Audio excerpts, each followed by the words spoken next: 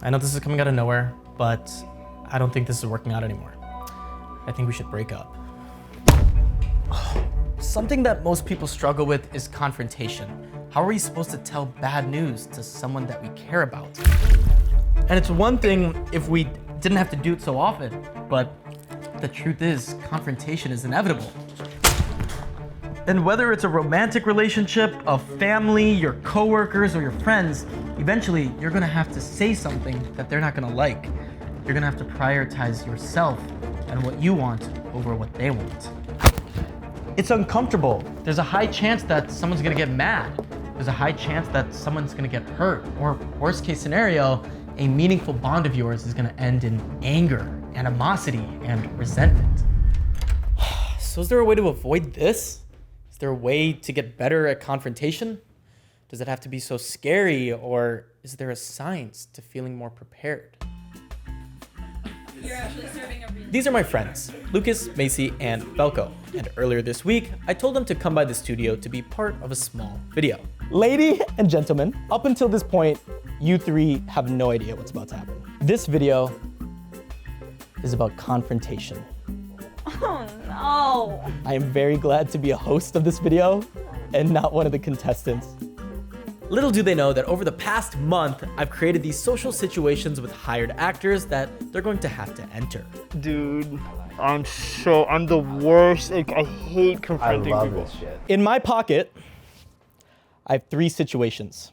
There's an easy situation, God damn it. there's a medium difficulty one, and there's quite a hard one. Velko hard. I'm hard right now. Yeah. Lucas, you have easy. Oh. Macy, you have medium. And Velko, you have the hardest one. Do not open them yet. The goal is simple. Confront the actor in the room according to a specific scenario. Well, this is super awkward. I don't like to do this. Step 1 in learning how to confront better, watch it happen live. And step 2, naturally, take that footage across the country to a clinical psychologist to psychoanalyze what they did right and wrong. On the system level, boy, is she setting up a disaster. Meet Dr. Weiss. She's an ambassador for applied compassion at Stanford and just an incredible therapist. She's someone that uses neuroscience, compassion, and trauma research to guide her practice. So basically, she's one of the best to analyze my friends. This video is one of my favorites, so grab your popcorn, maybe a notebook, click subscribe, and enjoy. All right, if you want to repeat the question into the answer. You got it. What's up? On a scale of 1 to 10, how would you rate your ability to deliver bad news? My ability to deliver bad news out of 10 is probably a 3. Very frequently, we'll just never give someone bad news and just never talk to them again. 3, 4 is the worst. Like 1 is the worst, 10 is the, okay. Yeah, so 4. I would say I'm like at 8 to 9 on delivering bad news. I don't want to say I've had a horrible life, but a life filled with tragedy. Each day I hope is better than the last, and I feel like I'm always delivering bad news. Are you someone that would consider yourself a direct person, or do you beat around the bush? The bush. I'm 100% someone that beats around the bush. I struggle a lot to be direct. If I have to deliver bad news to a woman, I'm bad, like if she's a lover, but if like someone that she loves is dying, like if I was dying, I would deliver that so happily to her. I'd be like, this is it. So I'd be great at delivering that news. And are you nervous for what's about to come? Yes, extremely. I'm not looking forward to this at all. And I don't even think, does this one even have a prize? What am I doing here? I genuinely am excited. I have no fear in my body. I love bad news. I got bad news this morning. What was the bad news this morning? That I had to do this. Let me ask you this before we get into the conflict resolution. Why do you think confrontation is so uncomfortable? And why do people struggle with it? We think of people being aggressive and people being passive in conflict, right? And it's a continuum with assertiveness being the center. Passive is, I don't matter, you matter. Aggressive is, I matter, you don't matter. Assertive is, we both matter. So putting that in the collaboration.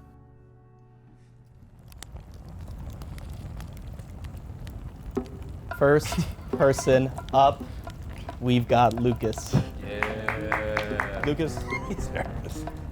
I'm a little nervous, guys. Context. You're Lucas, one of the core members of a friend group that's been growing lately. A few months ago, your friend Sarah started bringing around new people, and that's how you met Christiana. She's fun, social, and easy to get along with. A couple weeks ago, you took charge of organizing a weekend trip to the Catskills for 12 people. You led the charge and booked the Airbnb on your card and texted everyone that it would be $267 per person. Why are you laughing? He's problem solving on how to get his money back for the Airbnb. It's been a week since the trip, and the group chat is lively with everyone reminiscing over fun moments. You join in the convo, but also in the back of your head, you know you need to eventually bring up the conversation around the Airbnb costs. Most people Venmo'd you, but a certain few haven't, including Christiana. You don't want to make things awkward, but it's $267 and you pay... 67. No, actually, please don't put that in. And you paid that full Airbnb bill up front. You do recognize that everyone helped out in small ways. Christiana handled alcohol, but you were the one who fronted the Airbnb and even grabbed all the snacks for the hikes. Goal: confront Christiana about paying you back for the Airbnb. You fronted the cost, everyone else paid, and it's only fair. But you also don't want it to ruin the friendship. Honestly, I feel like this is less scary than what I expected. So you feel prepared? No, I don't feel prepared. I don't feel prepared at all. The more I think about it, like actually take back when you immediately asked me how I was feeling, I was like, oh, I think I can do this. But then I realized that she could say no. She could say, no, I don't think that's fair. And that's gonna fucking break me.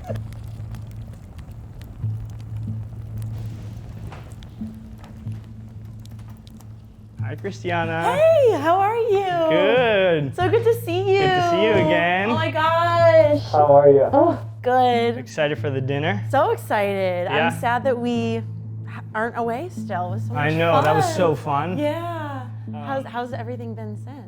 It's been great. It's been great. Yeah, back in New York. Yeah. Been working. Yeah. How about you? Good. What have you been up to? Jumped right back into everything. Yeah. Yeah. A lot of work? Really busy. Really Yeah. busy. I want to go back. I feel like Pause. I really appreciate that he's taking time to build connection first. Why do you think that's important? Because there's probably some people out there that's like, I have this goal, let me just go in there and like just rip the bandage. He's building the us. We matter. So even they're gonna get into their different I matter, you don't positions, which just sounds like where we're going. He's honoring we matter.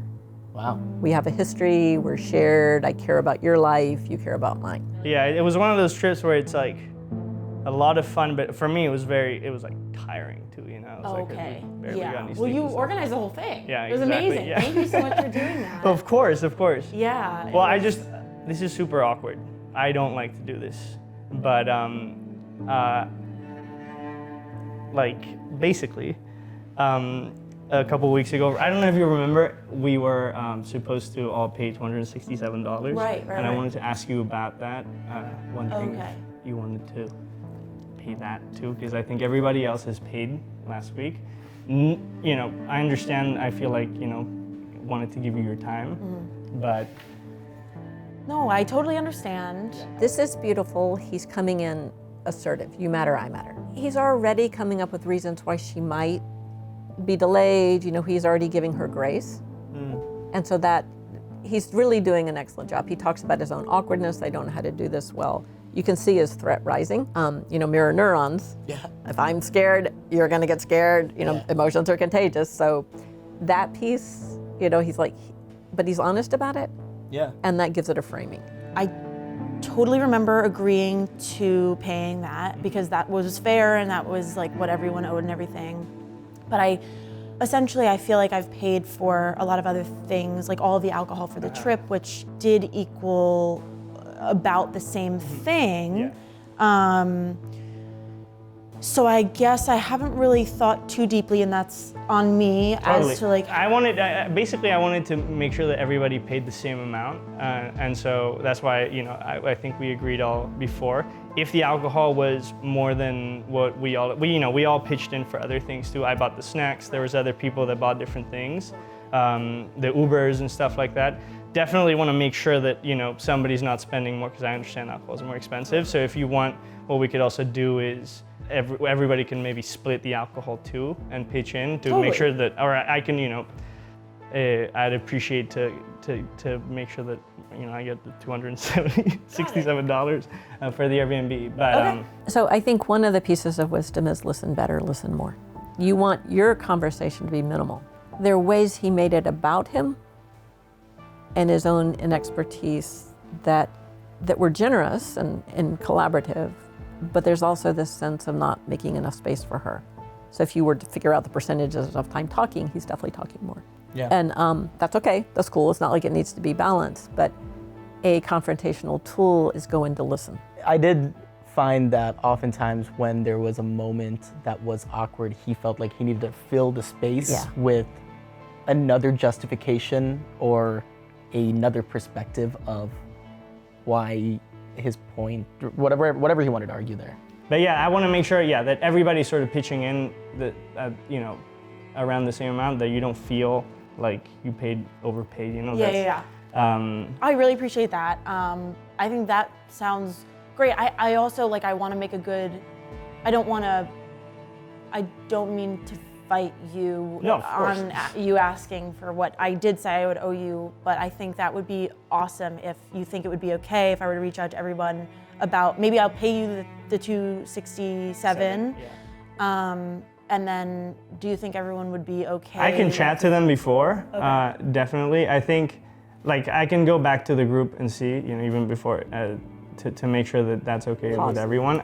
This is so beautiful. This is so good. He's already gotten her concession, but he's hedging a little bit here. And that's a fascinating development. What's that about? Is he afraid his friends are going to be pissed off? Does this threaten his sense of self? It a little bit feels like, let me take the hit for this, but it's also he's protecting his relationships because are his friends going to be mad if all of a sudden they have to split another bill? Yeah, that's true. So it's a pretty complex. This is an complex awesome situation. thing. I love it. Yeah. I hope you didn't think it was too much of an oversight that I wasn't paying. I just No worries at assumed. all. This is great. I'm glad we talked about it. I'm really bad at in money stuff and that. Me too. This is. I know. I wish I these could are- just pay for it all. Yeah. But Same. for real. Yeah. Amazing. Hey, let's go. Let's go. How do you feel? Here's the thing. I always go and try to work something out. I'm glad. I knew that you were going to be a little hesitant to do it, but I feel like we reached something that to me also feels fair, which is it's true that if you spent so much money on alcohol, I don't want you to overspend too. I think oftentimes people enter a situation and they go, this is me versus you. Yeah. And what we're saying is it doesn't actually have to be phrased that way. Instead of me versus you, it's actually us versus maybe a situation. Us versus the situation or us working on us. It's self and other. I know my needs, you know your needs. We can get separated by my needs, I need to have my needs. You need to have your needs. But if we think about without collaboration, we suffer. And so if you move from you versus me to what's going to work for both of us, then you move to collaboration and it becomes less threatening. So it can be an outside enemy, that's a really good way to do it. We need to fight them. Yeah. Or it can be, our relationship is what matters most here.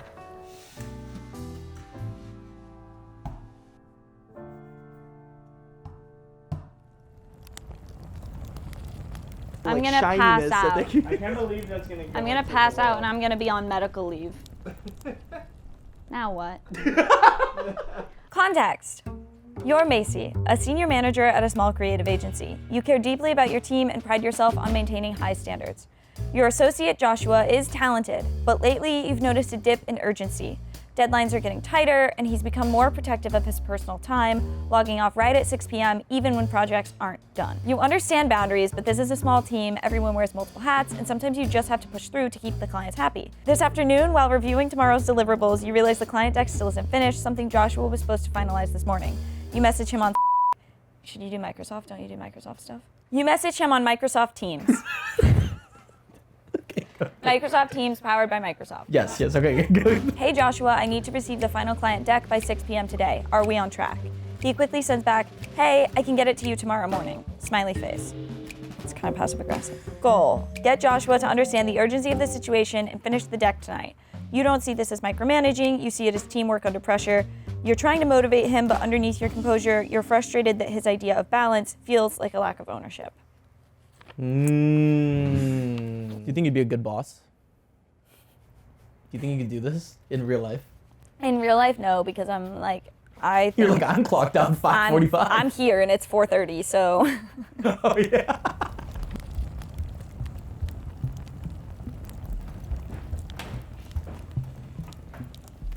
Hey, Macy. Hey, Josh, what's up? Nothing much. How are you? Good, good. Good to see you. Good to see you too. Yeah. How's it been going today? What have you been working on? It's been pretty crazy, actually. I mean, some other department moved up some of their deadlines, and then I had to work on that pretty much like all day. Oh. Yeah, so that's why the deadline for tonight is gonna get done tomorrow morning.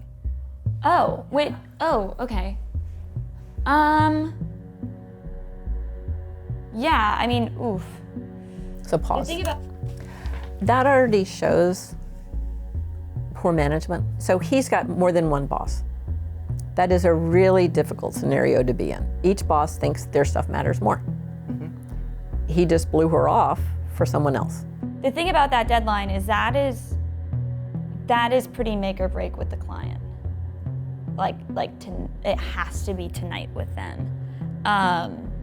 So I was thinking, I think this would be one situation where I'm gonna ask you to stay late tonight to get it done. And I know there's a culture around here of clocking out at 6, and I think that's important.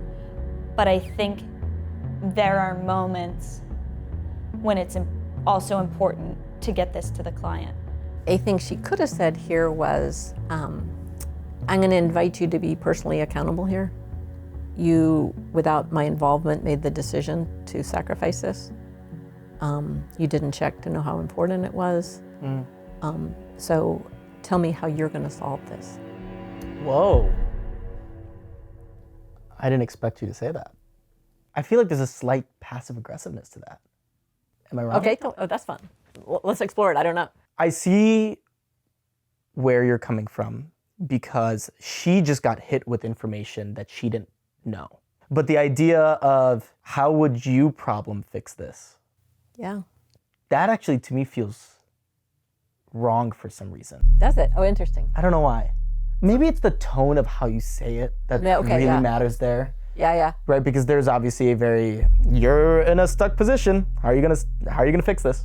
Is that not an us thing? Because now you're putting this person on like an island and you're like, how are you going to do this instead of how are we going to do this? Maybe that's why I feel a little. Got it, yeah. So a much better way to say it would have been, thanks for letting me know how we got here.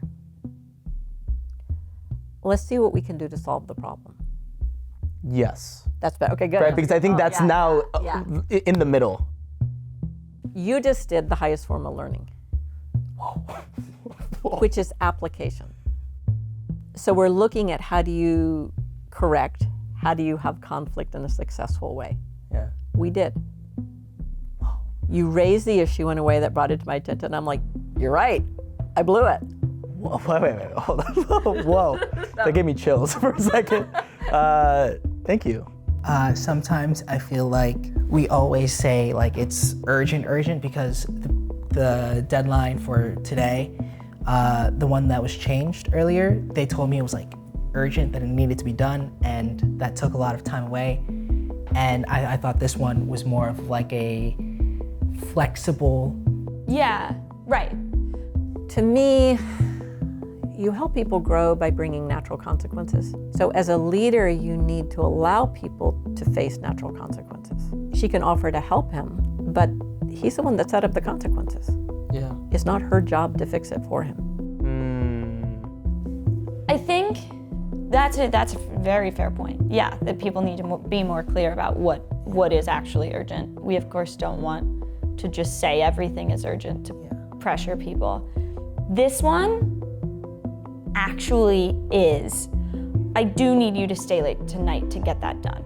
I want to make a system in the future and I want to address this going forward where that doesn't have to happen, but this has to be tonight. In a tough moment like this, is it okay not to be nice? I'm going to reframe it. So if she caves and doesn't hold him accountable, she's enabling him to pull this stuff again. Is that kind? When you tie it into his long-term best interest, being nice and saying, oh, I'll take the hit, isn't nice at all. But I also want you to feel empowered that when you have something that you need to do that's during a work day, go do it. I don't care. Schedule appointments in the middle of the day, whatever. But like, it's a give and take like that. It's two sorts of things. It's like on the conflict management, she's trying to meet him and she's being collaborative. On the system level, boy, is she setting up a disaster. She's not asking him to say when he's going to take time off. She doesn't know if the other people are going to have needs. She's proposing something to be caring and collaborative, nice, but man, is she making a big problem for herself and others and him. It has to be tonight for this. So I don't want you to burn out and be constantly working late, but in this situation, I don't think that's going to happen.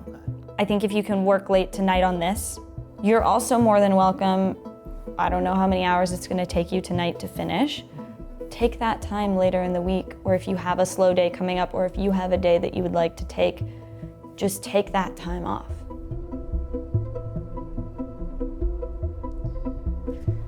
Yeah. I'll get on it. Okay. Thank you so much for that. Yeah. Yeah. Feel free to expense dinner. Do whatever. Thank you. Thanks, Josh.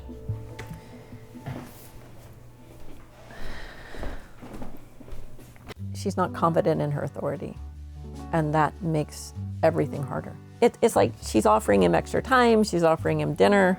Yep. This is nuts.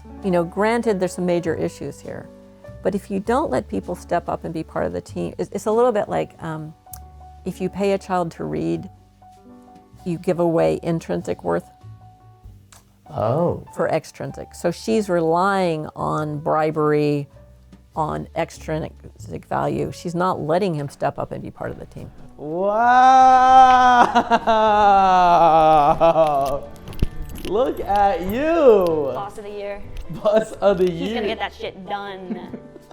Understanding that at least most of these situations actually stem from some larger systemic issue. Creating a space with the people that you value in whatever relationship, creating a space where anytime there is some sort of systemic issue, feeling comfortable to be able to talk that out loud and almost solve the problem right at its roots instead of letting it spur into something. Yeah. All right, contestant number 3.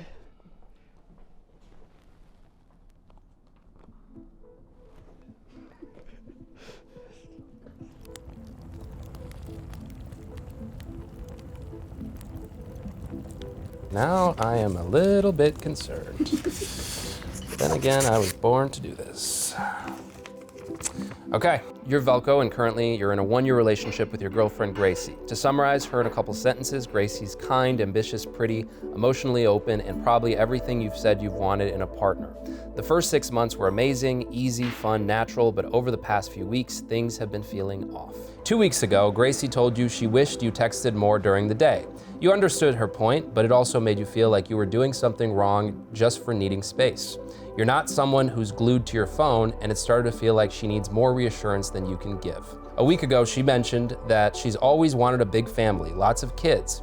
You froze for a second and told her honestly you weren't sure where you stand on that yet. You could tell she was disappointed, and since then, that topic has quietly haunted the back of your mind. You're not ready for that kind of future talk yet. Meeting her family. Last weekend, her parents and sister came to New York City and you joined them for a touristy weekend. They were nice, but the experience drained you. You caught yourself counting down the hours until you could leave. It made you realize how different your worlds might be. Gracie checks in multiple times a day, and while you know it comes from care, it started to feel like clinginess. She deserves someone who can match that energy, and you no longer believe this relationship is right. Gracie's cooking dinner for you. Excited for a normal, cozy night together, but you already know what you need to do. Goal: confront Gracie about ending the relationship. You care about her and don't want to hurt her, but you've already made up your mind. You want to be honest, kind, and clear, even if it breaks the moment. How do you feel? I've made up my mind. She's not the one for me. Normally I'm very excited and running up these stairs. This one I'm gonna take my time.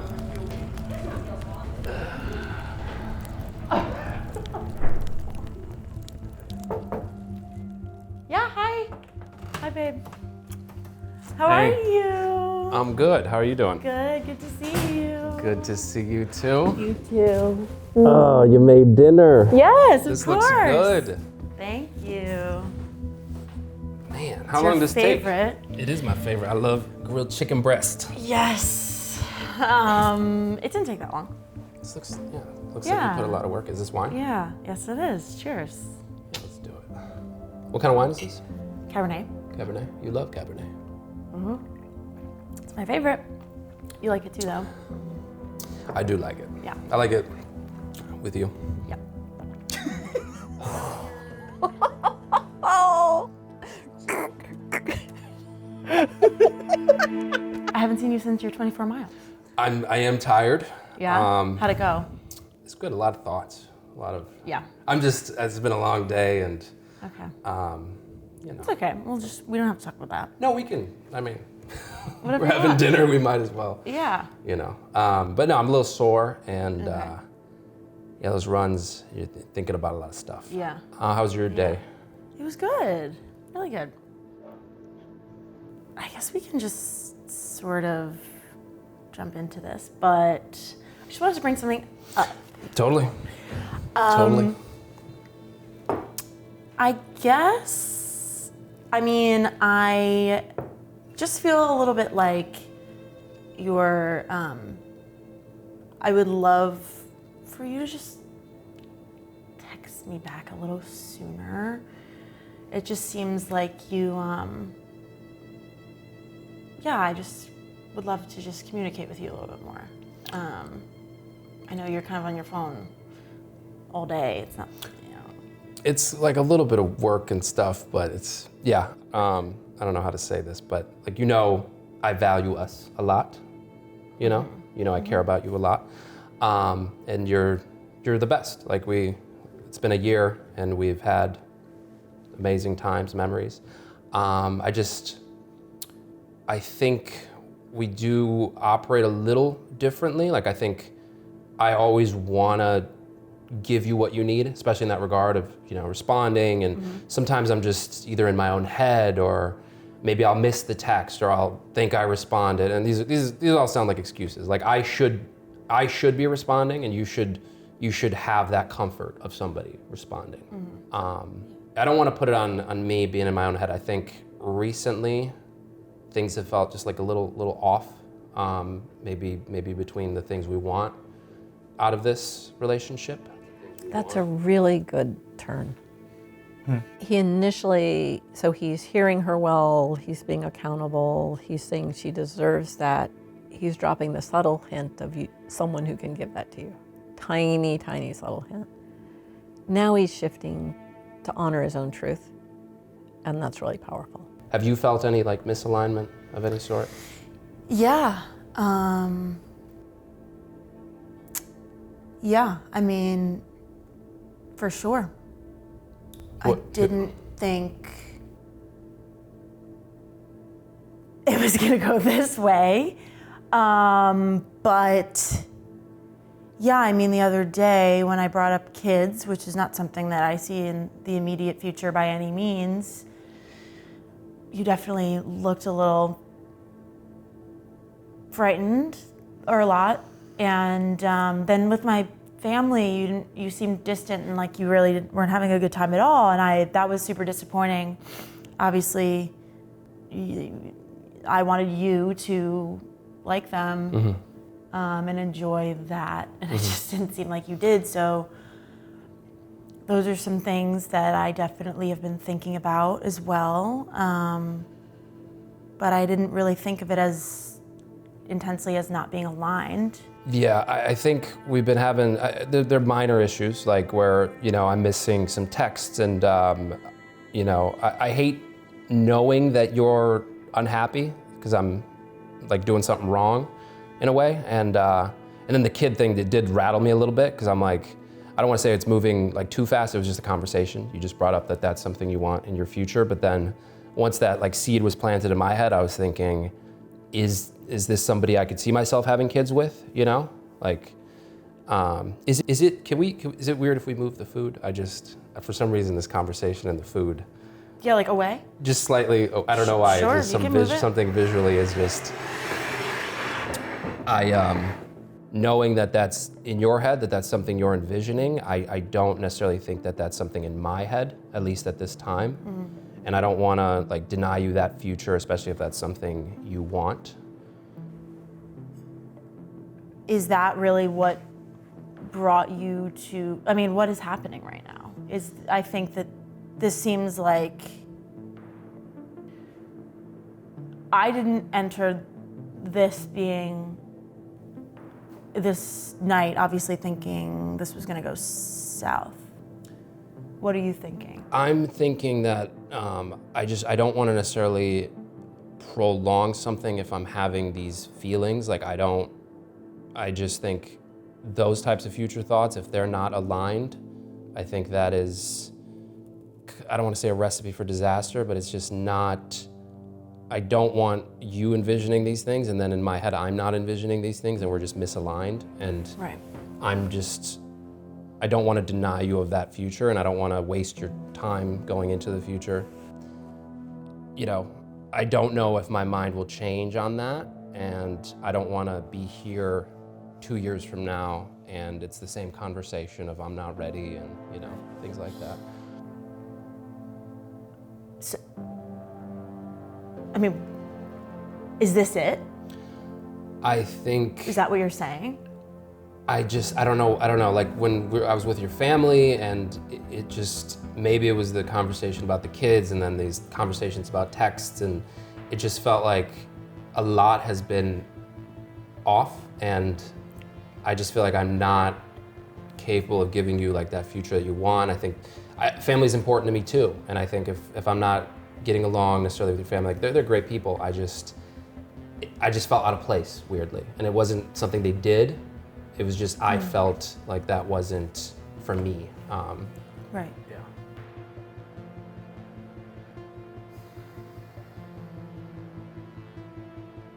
I think I'm not being direct enough. Like I do think what you want out of this relationship and what I'm looking for, what I want and what I envision at least at this time, I don't think they're the same thing. And yeah, I do think that we should no longer continue this relationship. Yeah. I guess it just feels like I don't really know you right now. But I think when you first brought up the kids, I was just like, I kind of shut off and I definitely should have handled that better. I think in the moment we should have had those conversations more. But I do think having met your family and just everything that's transpired over the past few weeks and months, part of my heart has been growing distant. And I do think I've come to the conclusion that we got to go our separate ways.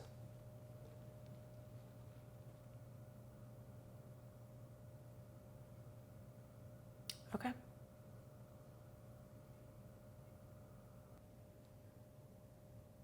But I mean, I guess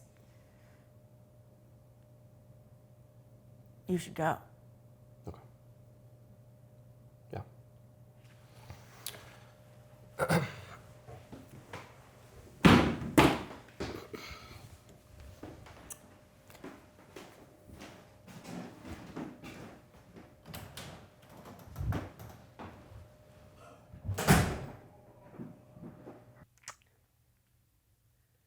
I'm almost glad that we just kind of watched that whole thing. I think a lot of the value in this was seen actually just in the pacing of their conversation more than what each one of them have said themselves. It's really how they said it, how long it took for them to say what they needed to say. Yeah, he's really giving her time to feel and process. You know, it's like saying what he feels and she's getting the picture and she's naming it. So just they're neither one shying away, they're both being caring and compassionate. It's really hard. It's hard. That almost to me feels like one of the biggest lessons I've taken away from watching these. It's like, I think when we all think about confrontation, we think of it as this fast-paced communication match. Yeah. And I think we can all use a little bit of stillness in moments like that to allow each other to feel. Yeah. Okay. Well, Dr. Weiss, thank you so much. There's just endless things I can say. Thank you for roasting my friends. I'll start with that. They're gonna be extremely grateful. Thank you so much. It's really fun. I so appreciate the opportunity to play with you because it's really fun. The things you came up with are so good, and I love they touch. Oh, there's stuff in this mind. Yeah, I can tell. Yeah.